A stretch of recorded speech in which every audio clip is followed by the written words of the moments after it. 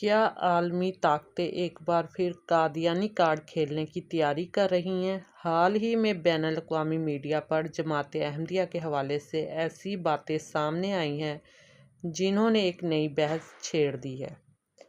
کیا آپ نے کبھی سوچا ہے کہ مسلم دنیا کے ساتھ گزشتہ 36 سالوں سے کون سا خطرناک کھیل کھیلا جا رہا ہے؟ ہم اکثر یہ سمجھتے تھے کہ شاید صرف ہمارے مقامی سیاستدان یا چند مخالفت پارٹیاں ہی مخصوص لوگوں میں سے ہیں جو قادیانی کارڈ کھیلتی ہیں، لیکن اب یہ معاملہ بین الاقوامی میڈیا تک بھی پہنچ چکا ہے۔ سوال یہ ہے، کیا واقعی عرب ممالک کو ایک ایسی سوچی سمجھی حکمت عملی کے تحت دھوکے میں رکھا گیا ہے؟ کیا عالمی طاقتیں اپنے مفادات کے لیے ایک بڑی جیو پولیٹیکل گیم کھیل رہی ہیں؟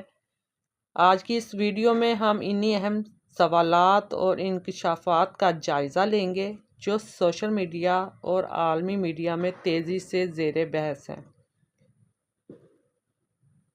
بین الاقوامی میڈیا پر جماعت احمدیہ کے حوالے سے ایسی باتیں سامنے آئیں جنہوں نے ایک نئی بحث چھیڑ دی۔ آخر کیوں اچانک عالمی میڈیا پر قادیانیوں کے حق میں مہم چلائی جا رہی ہے؟ کیا اس کے پیچھے 36 سالہ کوئی پرانا منصوبہ ہے؟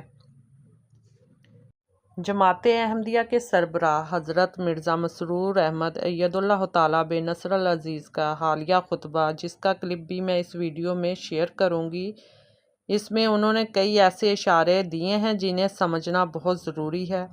ایک طرف عرب ممالک کو 36 سالہ تک بے وقوف بنانے کی باتیں ہو رہی ہیں اور دوسری طرف مذہبی کارڈ استعمال کر کے مسلمانوں میں تقسیم پیدا کرنے کی کوششیں بھی کی جا رہی ہیں۔